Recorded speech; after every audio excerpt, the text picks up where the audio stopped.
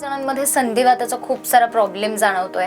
शिवाय पाठीच्या मणक्याचाही खूप त्रास वाढत चाललाय आजच्या या ऑफिस रुटीनमुळे वगैरे. तर मग हे जे आजार आहेत तर याविषयी आयुर्वेद आणि पंचकर्म यामध्ये काय नेमके उपचार आहेत? वाताचे जे ते 80 प्रकारचे आयुर्वेदामध्ये वर्णन केलेले आहेत. संधिवात, आमवात, वातरक्त, पाठीच्या मणक्याचे विकार असतील, त्याबरोबरच इनफर्टिलिटी असेल, असे 80 प्रकारचं आजारांचं वर्णन आयुर्वेद ग्रंथांमध्ये आलेलं आहे. त्याच्यामध्ये वातविकारामध्ये कसं असतं तर आपला पाठीचा कणा ताट असेल म्हणजे कणकर असेल तर आपल्याला आपलं आयुष्य चांगलं वाटतं. तर हा वात दोष वाढल्यामुळं जनरली काय होतं तर मानदुखी, कंबरदुखी, पाठदुखी यासारखे आजार तोंड वर करतात. त्या स्त्रियांच्या मध्ये जर बघायला गेलं तर डिलिव्हरी नंतर आता सीझरचं प्रमाण अधिक प्रमाणात वाढले.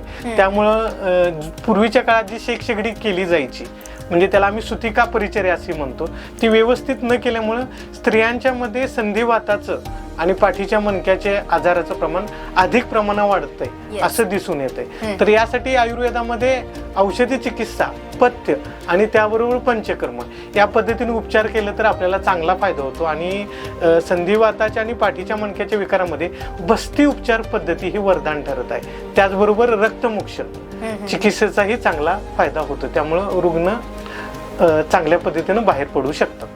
नक्कीच. आणि आयुर्वेदाचे नेमके काय फायदे आहेत हेच आम्हाला तुमच्या उत्तरामधून समजतंय.